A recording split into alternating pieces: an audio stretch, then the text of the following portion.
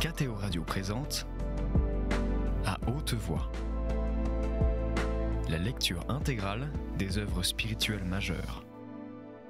Aujourd'hui, Augustin ou le Maître est là de Joseph Malègue.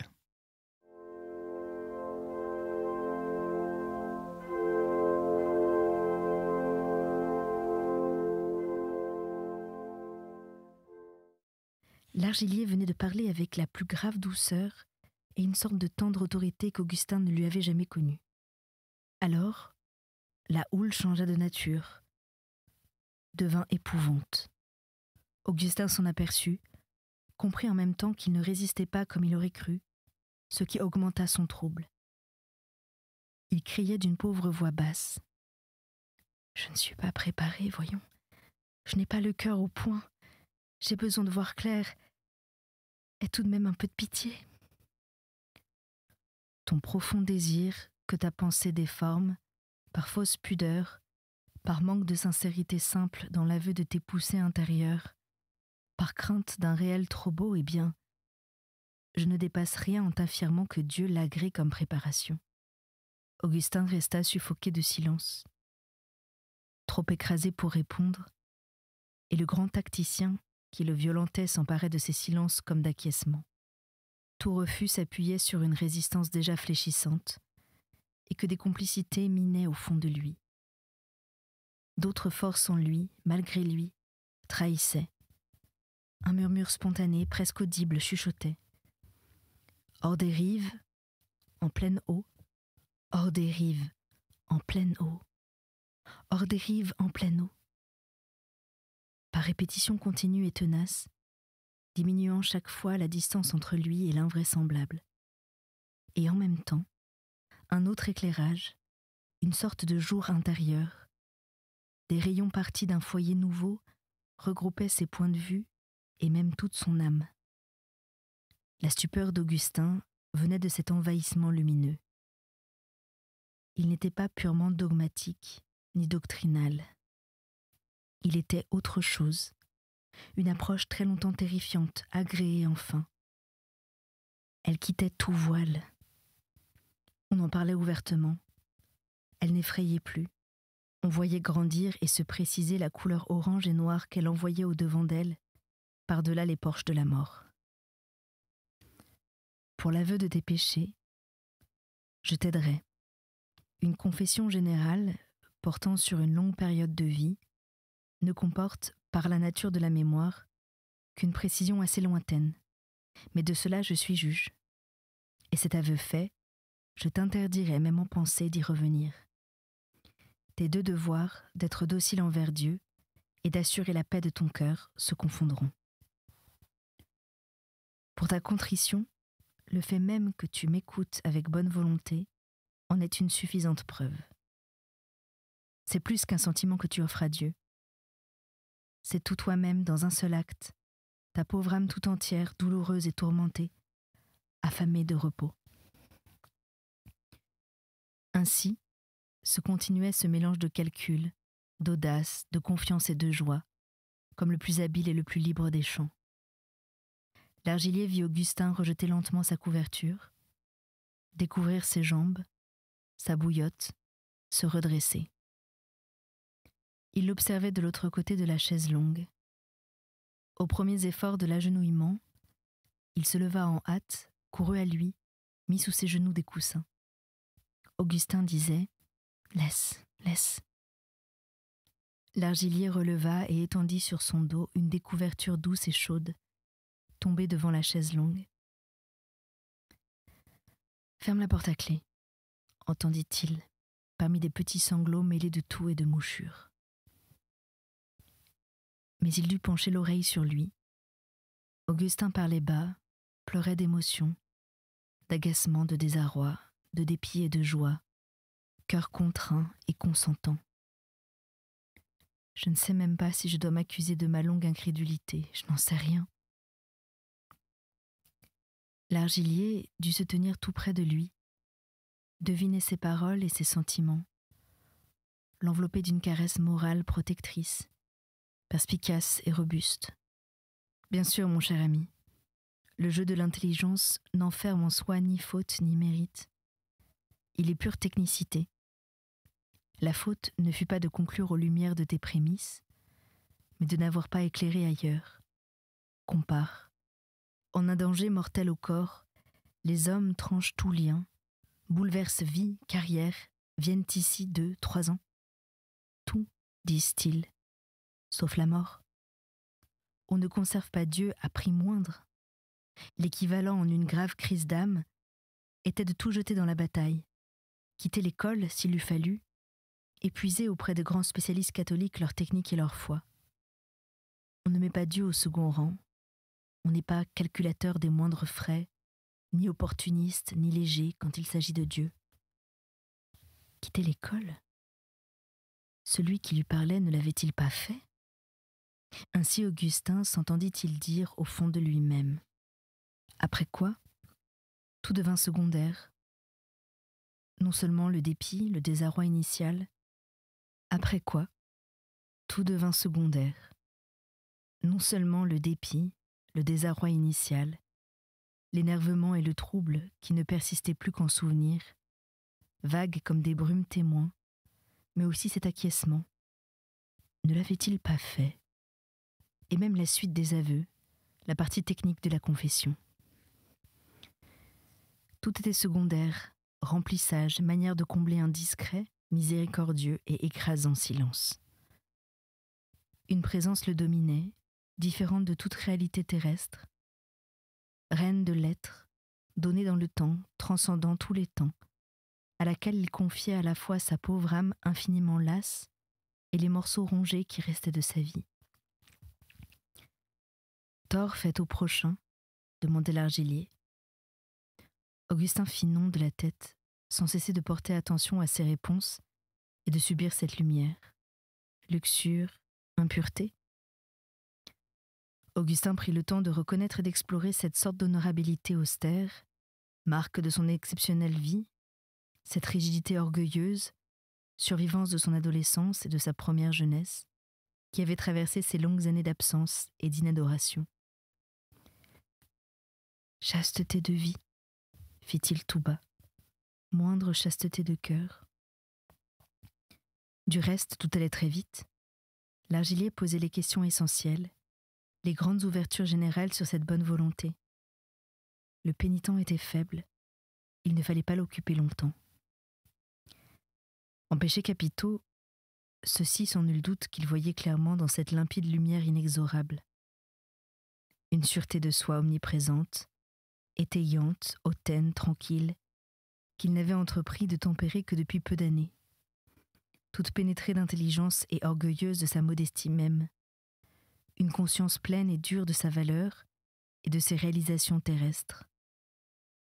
Le souvenir de ses conversations avec l'abbé Bourré le suivit ici, la cursive et dédaigneuse pitié avec laquelle il lui jetait des remarques qui eussent pu être bienfaisantes, qui peut-être l'auraient été.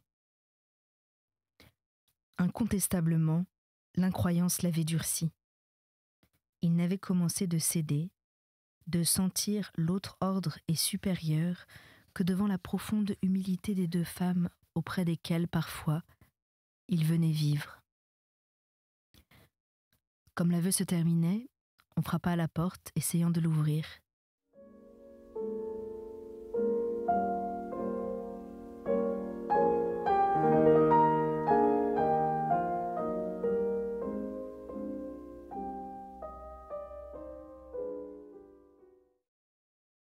L'argilier dut se lever, parler à travers la porte, demander qu'on attendît. Revenu, il n'ajouta que quelques mots. « Je vais te donner une très courte pénitence. Un seul pater et un acte de charité. Dis très lentement, dans ton lit, en exercice destiné à te faire sentir la présence de Dieu. C'est une chose si simple. Elle se voit comme la lumière du jour. » Dès la fin de l'aveu, la présence qui l'opprimait augmenta sa douceur violente. Les mots latins de l'absolvo le heurtèrent comme des balles. Agenouillé, il se prosterna en pensée, tomba à terre, fit un cercle par terre, sa tête touchant ses genoux, écrasée d'un anéantissement sans nom. Il était le grain de sable des textes bibliques, un grain de sable conscient qui eut devant lui vu tout le rivage, toute la mer, et par-delà la planète, et par-delà encore, l'énormité démente de l'espace, et dans le suprême au-delà, le roi de tous les absolus, et selon la formule qu'il aimait, celui qui s'est fait Dieu. Il put encore murmurer « preuve expérimentale, expérimentale ». Et aussi, moi qui demandais un centre pour ma pauvre vie. Perdu dans cette puissante douceur, il cessa bientôt de se demander quoi que ce fût. Il sentit que l'argilier le prenait sous le bras. Enveloppé de ses couvertures, il sourit et claqua des dents. « Il faut vous mettre au lit, monsieur », dit l'infirmière que l'argilier fit entrer. « Vous dînerez couché. » L'argilier et elle l'aidèrent à se déshabiller. Ils passèrent le vêtement de nuit sur le dos voûté et le chapelet des vertèbres. Dans le lit, les frissons augmentèrent quelque temps, puis se calmèrent. Quand ils furent de nouveau seuls, l'argilier se mit à genoux devant son malade et l'embrassa pour la seconde fois. « Tu communieras demain, l'ouvrier de la 11e heure ?» demanda Augustin d'un pauvre sourire. Puis, il regarda partir la petite taille et la nuque creuse de l'ami qui était venu. La lumière éteinte, la solitude retrouvée, revinrent les grandes nappes de la lumière intérieure. Il s'arrêtait à cette pensée de la 11e heure. Il s'énumérait les inquiétudes qu'elle supprimait. Le lent effort ultérieur, après que serait passée la présence de Dieu, le patient travail de refonte de soi, la lutte de toutes les heures contre les tentations, les reculs, les dégoûts, la dure conquête de l'humilité, tout ce qu'on appelle la persévérance des conversions lui était rendu facile. Il présenterait à Dieu ses mains vides, simplement chargées de son cœur transformé. « Je saute tout », se disait-il, une fuite vers Dieu par les raccourcis. J'imite, en plus mal, le bébé mort. De son lit, il aurait pu, s'il s'était redressé, voir un vaste morceau du paysage nocturne.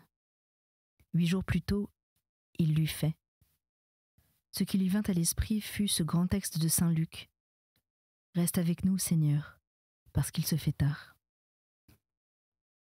Très loin, visible dans sa rêverie comme un ras d'éther, parmi les lacis des choses antérieures, 20 ans de vie intellectuelle et toute la minutie de ses réflexions sur des ombres, il ne lui était pas difficile de retrouver, caché ainsi qu'en un coffret de bois précieux laissé par un mort, tout ce qui restait d'inapaisé dans le violent roman de son pauvre cœur. Mais il fallait évidemment avoir quelque chose à offrir à celui qui restait, parce qu'il se faisait tard. « Donne-moi tout. » S'il donnait tout, c'était avec une joie sanglante d'avoir effectivement tout à donner. La sienne ne serait pas une acceptation inerte de la mort. Mais à la 11e heure, on travaille encore. Mais les mêmes grâces abrègent à la fois les vies et les passions terrestres. Commençant de dire l'acte de charité, il prononça à débit lent « Parce que vous êtes infiniment bon et infiniment aimable. » Comme le lui avait prescrit l'argilier, il se laissait pénétrer par la présence de Dieu. Cette chose si simple. Chapitre 4. Vita mutatur. C'était une quinzaine environ après le passage de l'argilier. Le père jésuite, laissant de côté la ligne directe par Lausanne et Dijon, revint à Paris par Lyon à cause de Christine. Entre le train de Genève et le rapide pour Paris, un battement de près d'1 heure et demie devait lui permettre de la voir et de lui parler. À travers le dédale d'une gare en reconstruction, où l'on heurtait à chaque instant des sacs de ciment et des cloisons en planches, il la conduisit dans la salle d'attente encombrée et l'installa sur une banquette en bois près de la porte. La salle était pleine de débris de déjeuner et de sacs posés par terre. Des soldats déplacés pour les permissions, s'entassaient près des illustrés des messageries Hachette. D'autres incidents, des sifflets qui voyageaient sous les voûtes de verre, les contrôleurs criant les départs, de grands martèlements métalliques et un continuel et confus écoulement de foule composaient des fonds de sons précis ou brumeux. L'Argilier avait vu, avant de partir, le docteur P, médecin directeur du sanatorium. Naturellement, ces termes spéciaux donnèrent de la maladie une description technique. C'est une poussée granulique générale, de pronostic très sombre. Au début, sans doute, était-ce moins grave. Et peut-être aussi aurais-je essayé. Il n'expliqua pas ce qu'il aurait essayé, soit que l'exposé fut trop technique, ou que l'essai lui-même lui parut problématique et inutile. Que voulez-vous ? Quelque chose en lui a, dès le commencement, refusé de vivre, répétant une formule qu'il semblait aimer. La première condition pour guérir, c'est d'avoir envie de vivre. Quelle perspective ? 1 mois ? 3 semaines ? Qui peut dire ? Je l'ai toujours pensé, fit Christine de sa voix éteinte. Il s'est confessé dans de vifs sentiments d'amour de Dieu. Il a communié, c'est une grande grâce. Il est bien connu que la reconquête de la foi est fort difficile quand elle a été perdue par l'indocilité de l'intelligence. Et la douleur n'est pas toujours une aide, loin de là. C'est ainsi qu'ils parlaient à voix sourde, dans leur petit coin sale, eaux mortes en retrait de grands fleuves humains. Les gens qui venaient là jetaient parfois un coup d'œil sur ces 2 isolés en noir absolu.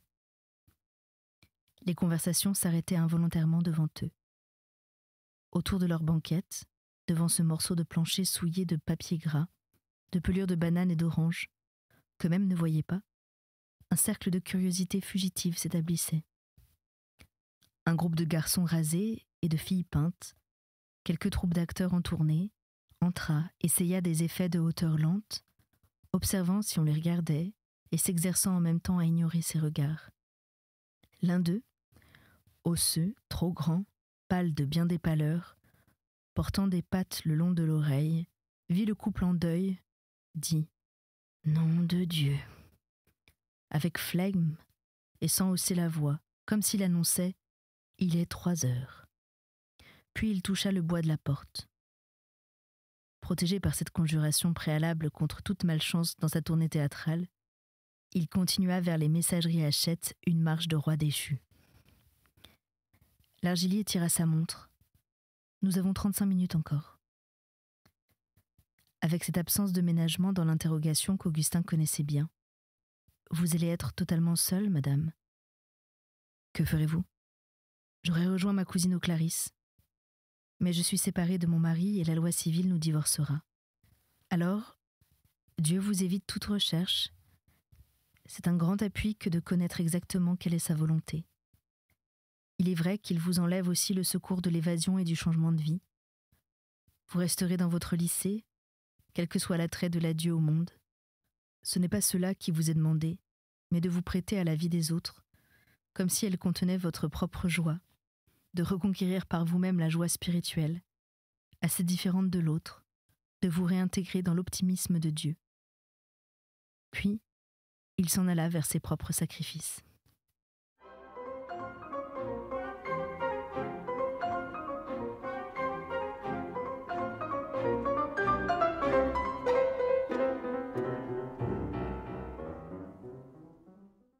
Partie à 6 heures des Brotteaux, le samedi qui précéda Noël, Christine longeait le lac Léman vers 1 heure du soir. Elle traversait, sur la rive suisse, ces beaux paysages du Haut-Lac qui sont parmi les plus romantiques d'Europe. Cet hiver-là, Noël fut radieux. Le bel express électrique fuyait sans secousse, en un soleil d'hiver éblouissant. Dans le long wagon suisse, verni comme un énorme jouet, le compartiment se trouvait occupé pour partie par une famille composée du père, de la mère, d'une nurse et de 5 enfants, dont le tout petit, secouant ses jambes de 1000 manières, faisait force mouvements qui n'étaient pas encore des pas. Les parents aussi paraissaient jeunes, la femme quelconque, le mari décidé et intelligent. Les enfants ne se tenaient pas de joie.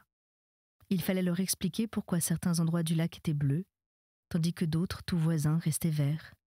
Pourquoi on n'était pas sur ce bateau qui passait, au lieu d'être en chemin de fer, et aussi comment s'appelaient les villes qu'ils entrevoyaient sur la rive française, dans une brume de perles et d'argent. Christine entendit successivement les beaux noms frais d'Évian, Maxilly, Meyry, Saint-Gingolph, lieux charmants et tirés sur leur élastique prairie éponge, entre le bleu du lac et les éperons boisés couleur de rouille, au-dessous d'admirables neiges fixées par le gel, mêlées aux immobiles coloris tendres de montagnes rosées ou gris de lin. Cette hivernale splendeur d'or blanc n'était pas fixe et immobile. Elle tremblait de vibrations transparentes et se recréait à tout instant. Ce tableau de montagne, d'eau, de neige et de lumière, que Christine ne pouvait aimer que d'une manière dérivée, à travers une immensité de renoncement à chaque instant reconquis, s'ajustait au contraire à merveille aux autres, à leur jeunesse et à leur vie. Elle ne devait pas considérer le bonheur offert à ses yeux comme le second terme d'une comparaison dont le premier eût été son propre abandon et son désert, mais comme réellement du bonheur dont elle avait à prendre sa part, en acceptant la volonté divine dans sa double forme inégale. C'est ce que l'argilier lui avait expliqué. Il en était ainsi même si les gens heureux allaient l'ignorer elle-même à jamais. Mais ceux qui étaient là, même s'ils la repoussaient comme la femme du concierge, même s'ils ne devaient lui garder aucune gratitude au monde, ce qui était le destin probable de tous les enfants que son métier lui demandait d'équiper pour la vie. Le bébé, garçon ou fille, on ne savait, se débattit entre les bras de sa nurse, tenta de poser pied à terre, prétendit partir pour le vaste monde, fut recapturé et, tout en pleurant, son petit dos arqué de fureur, réinstallé sur des genoux casaniers. Christine pensa, quelques mois encore, et il eût été ainsi. Puis elle cessa de regarder les enfants, le lac, les paysages du soleil et de l'hiver. Elle descendit de son lent wagon à crémaillère vers 4 heures du soir, à Lézin-Fédet, sur une rue toute blanche parmi des cubes blancs bordés de fleurs de Noël. Dès qu'elle revit Augustin, un coup de stylet dans la poitrine l'avertit qu'elle venait bien tard. Une maigreur nouvelle sculptait son visage, le réduisait aux parties dures et aux grands yeux. Il ne se levait plus. Christine fut déchirée du regret de n'être pas restée.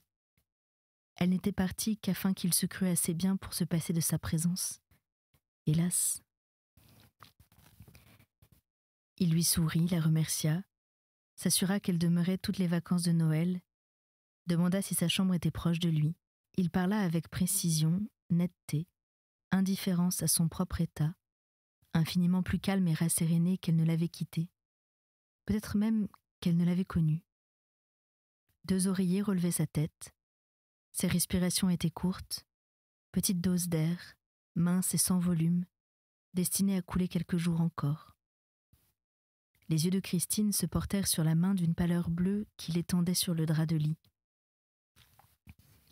C'était l'avant-veille de Noël, quand l'année prend cette paresse des eaux près de leur embouchure.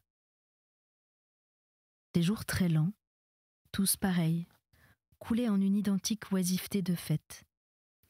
Les hôtels sanatoriums brillaient de gaieté, vibraient de musique. Depuis les vastes halls du Grand Hôtel ou du Mont-Blanc, jusqu'aux établissements dits populaires, en passant par tous les intermédiaires pour classe moyenne, échelonnés le long des pentes, sur une neige qui durait 6 mois, tous s'ornaient d'arbres, de fleurs, de pianos, de gramophones, de demoiselles et de tasses de thé. L'année conservait pour ces jours une sorte de température toute morale, une bouffée spéciale de chaleur humaine, chargée de pénétrer partout et de dégeler ce qu'elle pourrait. Un piano montait jusqu'à Augustin par les fenêtres ouvertes, banal instrument pour musicate et danse. Augustin dit qu'il lui plaisait, parce que superficiel, il ne cherchait pas à donner le change, se contentant d'agiter à quelques centimètres du sol de creux petits pantins colorés. Christine s'était proposé de rester auprès de lui pendant toute la longueur de ses heures. Ce lui fut très commode. Il put parler de ce dont il avait à parler, sans se presser, chaque chose en son temps, avec de longs silences et des repos. Christine discernait comme un certain plaisir dans cette possession de lui-même, dans le jeu toujours net de son intelligence, luttant contre tant de faiblesses, dans le classement méthodique de ses idées, juste un peu souligné et qui sentait l'effort. Mais quoi ? C'était la nature de son frère. Il la garderait jusqu'au bout. Il commença d'expliquer avec sang-froid et méthode comment leur compte joint permettrait à sa sœur de retirer de la Banque fédérale, succursale de l'Aisin, sans aucune difficulté. Et c'était là la différence avec la législation française, sur simple signature. Devant les pauvres yeux fixes de Christine, il s'interrompit, prit le temps de lui offrir un long sourire naturel, pressa la main posée le long de la sienne sur le lit. N'est-ce pas ? Il faut bien parler de cela. Autre chose, dans le carton « Personnel » à Lyon, se trouvait une chemise bleue marquée « Déclaration de succession ». Il l'avait faite lui-même, tout était expliqué. Il ne fallait pas que Christine fût embarrassée. Il se rappela en effet de grandes feuilles blanches sur lesquelles il avait travaillé les derniers jours de Lyon. Mais oui, il fallait parler de cela, sur d'autres sujets, infiniment plus poignants. Il avait bien conquis le calme. Puis, il dut prendre un long repos. Christine lui suréleva la tête, essuya sa sueur, entendit « Lave-toi les mains ». L'infirmière vient apporter, étalé sur un plateau, un déjeuner pour 2 personnes, solide et appétissant. Des œufs à la coque, du poulet au riz, de la compote de pruneaux et une cafetière. C'était À haute voix, une émission de KTO Radio. Aujourd'hui, Augustin ou le maître est là de Joseph Malègue. Lecture, Anne-Céline Pellarini. Captation et réalisation, Aymeric Plouminec et Thibaut Dagalier. Une émission disponible en podcast sur ktoradio.com et sur l'application KTO Radio.